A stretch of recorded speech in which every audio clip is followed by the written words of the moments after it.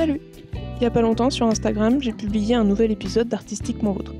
Artistiquement Vôtre, c'est une série de BD que je poste sur Instagram où je raconte des anecdotes ou des questionnements que j'ai vis-à-vis du dessin ou de l'art plus généralement. Et dans ce nouvel épisode, qui s'appelle le fan art, je parle du moment où j'ai recommencé à dessiner quand j'avais à peu près 15 ans et de la raison pour laquelle j'ai recommencé à dessiner, c'est-à-dire ma passion naissante pour l'univers de Zelda. Et comme je l'explique dans l'épisode, j'adorais tellement cet univers que j'avais besoin de connaître tout dessus, et c'est là que j'ai découvert les fanarts et que j'ai décidé de m'y mettre également. Du coup, au moment de l'écriture et à la réalisation de l'épisode, j'ai cherché un petit peu tous les fanarts que j'avais fait à cette période-là, et j'en ai trouvé vraiment beaucoup. Mais genre beaucoup, je ne dessinais que ça. Et puis devant toutes ces choses, je me suis dit que ça pourrait être pas mal d'en redessiner quelques-uns et de vous montrer en vidéo. En plus de ça, plusieurs objectifs. Déjà, pointer tout ce qui allait pas dans mes anciens dessins, et donc ce que j'ai essayé d'améliorer dans la nouvelle version. Et puis aussi, je vais utiliser la même technique que celle des vieux dessins, donc du coup ça veut dire pas de Posca, mais on n'a qu'à dire que c'est la version améliorée des dessins que j'ai fait quand j'avais 15 ans.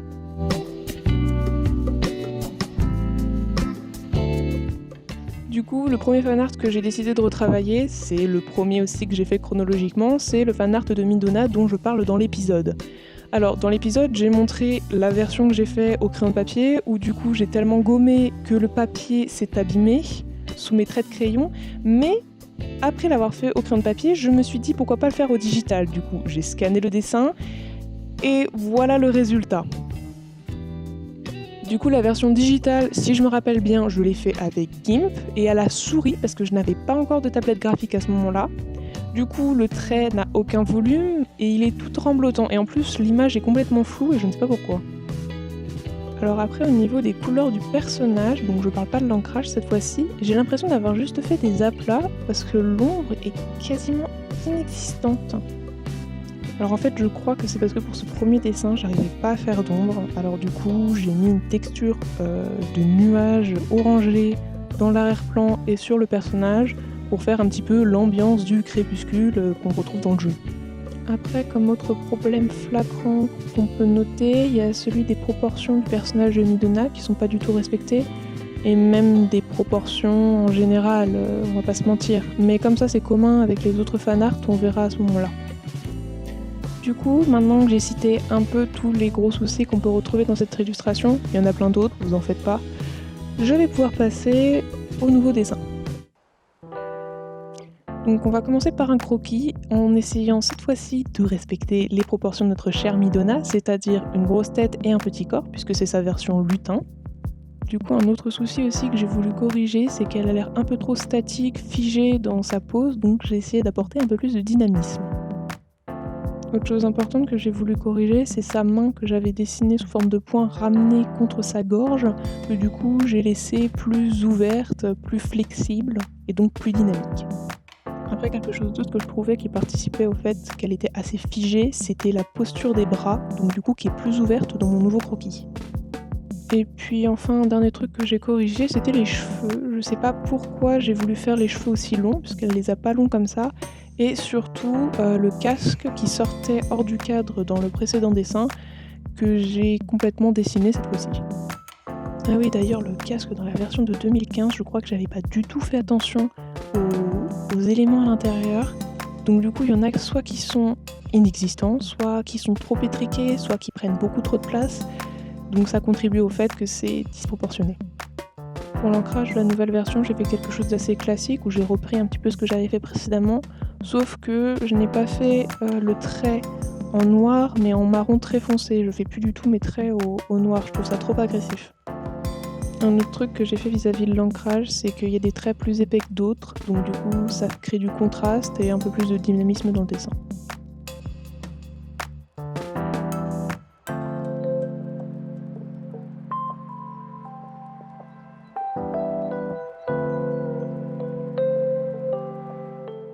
Pour les parties de son corps plus foncées, j'ai fait comme le dessin de 2015, c'est-à-dire que je n'ai pas délimité ces différentes parties par un ancrage. Bon, allez, maintenant on passe à la couleur. Donc du coup, j'ai pris une image de référence pour déterminé les couleurs qui iraient le mieux et puis je me suis fait une petite palette en haut de mon dessin pour voir comment les couleurs réagissaient entre elles. Et puis pour créer un peu plus de volume dans son casque, j'ai pas fait un seul gris pour son casque, mais 3 gris différents avant de rajouter les ombres. Ensuite, au niveau de l'ombre, au début, j'ai choisi une ombre qui était plus bleutée, avant finalement de me rabattre sur une ombre plus orangée qui correspond à l'atmosphère du crépuscule. Mes ombres dans ce type de dessin, c'est-à-dire quand je superpose une couleur plus foncée sur mes aplats de couleurs, c'est jamais du gris pur, c'est toujours du gris un peu coloré parce que le gris pur ça fait un petit peu sale souvent. Comme pour l'illustration de 2015, j'ai décidé de rajouter un fond, donc pour rappeler l'ambiance du crépuscule, sauf que cette fois-ci c'est pas une photo de nuages que j'ai passé en orange. Et avec ce fond rajouté, je pense qu'on peut dire que le nouveau fanart est terminé. Du coup, entre les deux, il y a quand même une amélioration au niveau des proportions, de la couleur aussi, mais je suis quand même pas très satisfaite du fond que j'ai fait pour rappeler le crépuscule. Mais bon, c'était déjà un premier test qui était assez fun à faire.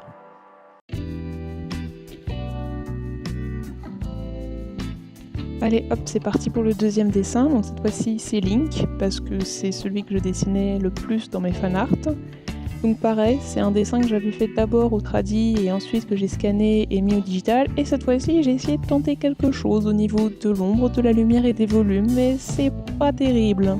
C'était quelque chose que je voyais pas mal dans les dessins sur internet, donc tous les digital painting, tous les dessins plus réalistes où il n'y a pas de délimitation entre les différentes parties. Donc j'ai essayé de faire ça, mais je savais clairement pas maîtriser l'outil doigt de GIMP. Et c'est pareil, hein, c'est un dessin que j'ai fait à la souris parce que j'avais toujours pas de tablette graphique, mais c'est pas grave, je persévérais quand même. Après, j'ai pas grand chose d'autre à dire, si ce n'est que la tête est disproportionnée par rapport au reste du corps et que le cou est mal construit, mais ça reste quand même une pose assez classique avec un personnage vu de face. Du coup, forcément, c'est parti pour le croquis, et quelque chose que j'avais pas mentionné juste avant, c'était au niveau de l'expression de Link qui est censé être gêné. Mais c'est pas très compréhensible, du coup j'ai décidé d'accentuer ça sur le nouveau dessin. Alors ça passe à la fois par son expression faciale, qui est pas très lisible sur le précédent dessin, il a pas de variation au niveau des yeux ou des sourcils, juste au niveau de la bouche et vaguement. Du coup j'ai essayé de modifier ça, et aussi d'ajouter un petit peu plus de dynamisme, comme toujours, dans la posture du personnage. Bon, après, globalement, je crois que c'était un souci que j'avais en 2015 de faire toujours des poses beaucoup trop figées, rigides pour mes personnages. Du coup, on passe à l'ancrage avec un merveilleux volume dans les cheveux de Link qui n'existait absolument pas en 2015 parce que je n'arrivais pas à dessiner les cheveux correctement.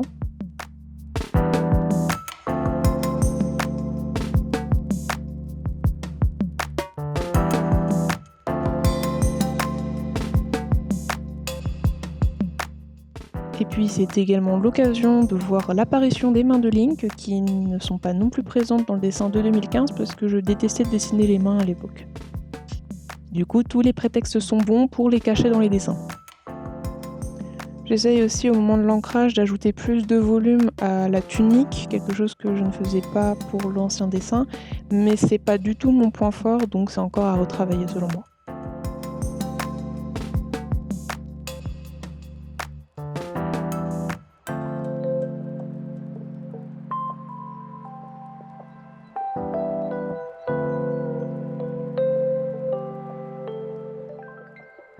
On passe bien entendu à la couleur, donc pareil, j'ai fait une petite palette en haut pour être sûr que les couleurs aillent bien ensemble.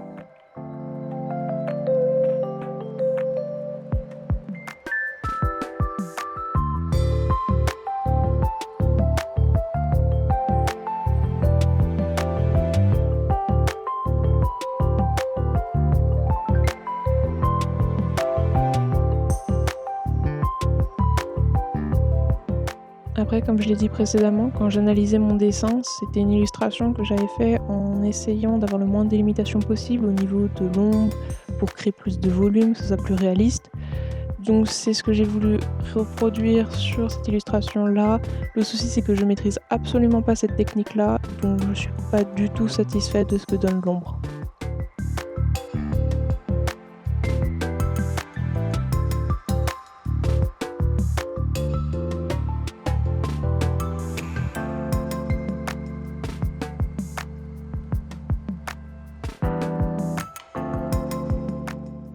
tiens, un autre petit détail que j'avais oublié, c'est que je trouve que le visage de Link n'est pas assez rouge alors qu'il est censé être gêné. Après avoir estompé toutes les ombres, on passe aux lumières que j'ai aussi estompées malheureusement.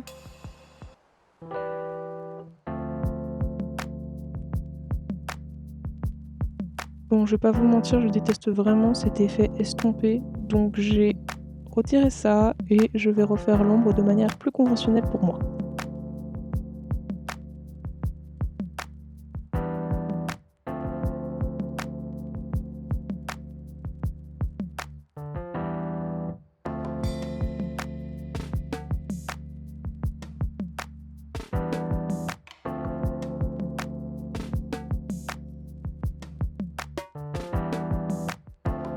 Alors, c'est pas non plus le résultat que j'espérais. Je suis pas du tout, mais pas du tout satisfait de ce que j'ai fait avec les ombres. Il n'y a même pas de volume dans les ombres estompées. Au niveau du dessin, c'est mieux que le dessin précédent, mais c'est clairement pas ma plus grande réussite de cette vidéo. Je suis nettement plus satisfait de la version où j'ai fait les ombres avec des aplats sans besoin d'estomper.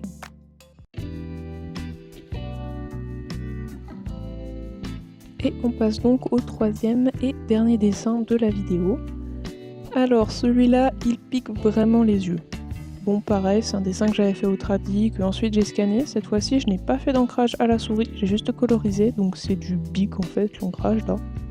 Mais ce qui pique les yeux, c'est pas le dessin, qui est pas terrible en soi, mais c'est surtout les couleurs. Mais qu'est-ce qui m'est passé par la tête pour utiliser ce vert et ce jaune? C'est horrible.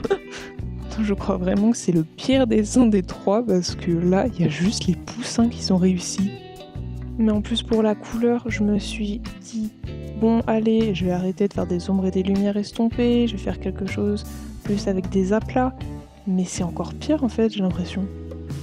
Et c'est là vraiment où je voulais vous parler de mon problème au niveau des proportions, parce que dans ce dessin, il n'y a rien qui va. La tête est disproportionnée, pareil pour les bras. On parlera pas de cette main qui est minuscule par rapport à la tête. Et puis même cette posture de toute façon est quasiment impossible à réaliser, je pense. Un dernier truc que j'étais en train de me dire en regardant le bonnet, mais Link a un crâne énorme. Bon allez, c'est parti pour le redessiner, même si j'ai plus envie de me moquer non-stop de ce dessin. Bon, comme d'habitude, le souci c'est que c'est trop statique, donc je vais essayer de rendre ça plus dynamique, surtout que c'est censé être un câlin, donc il y a vraiment une interaction quoi. Donc ce que je cherche à faire, c'est pencher la tête de Link contre celle de la cocotte pour que les deux soient collés pour renforcer cette interaction.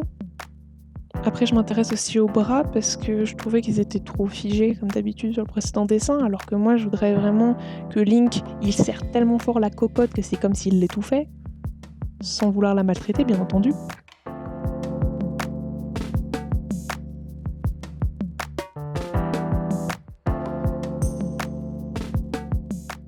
Donc ensuite, on a la position des jambes de Link qui est assis en tailleur. Donc c'est pas une pose que j'aime vraiment dessiner. Donc ce que je conseille de faire de toute façon, c'est de prendre des photos de référence et de s'inspirer de ces photos pour construire son squelette au moment du croquis.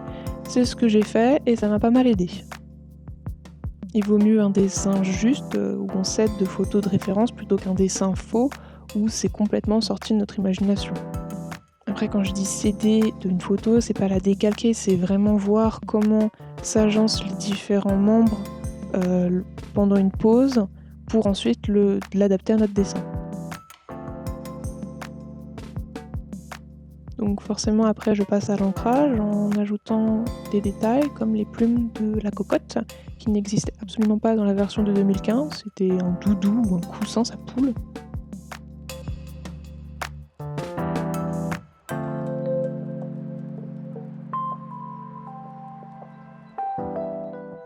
Et du coup ces détails comme les plumes de la cocotte ou les cheveux de Link ou même son bonnet, ça contribue à apporter plus de dynamisme à la pose.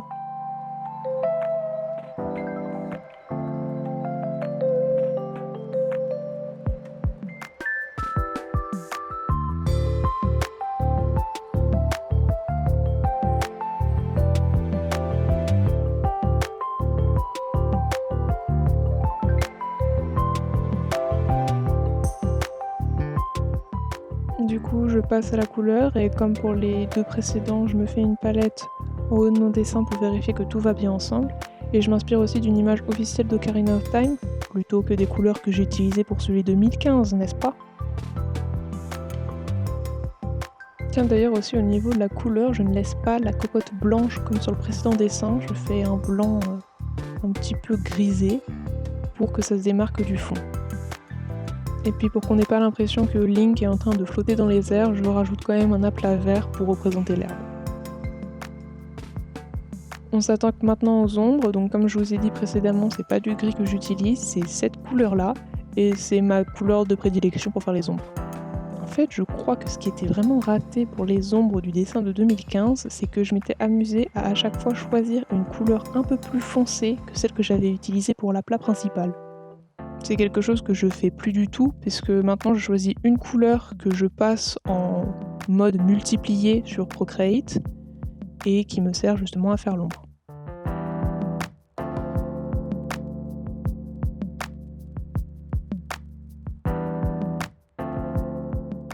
Et voilà, le troisième dessin est aussi terminé, et je pense que c'est celui que je préfère entre les trois, que ce soit au niveau de la pose, des couleurs utilisées, ou même d'une nouvelle version de celui de 2015. Bon, en même temps, je revenais de loin avec celui-là.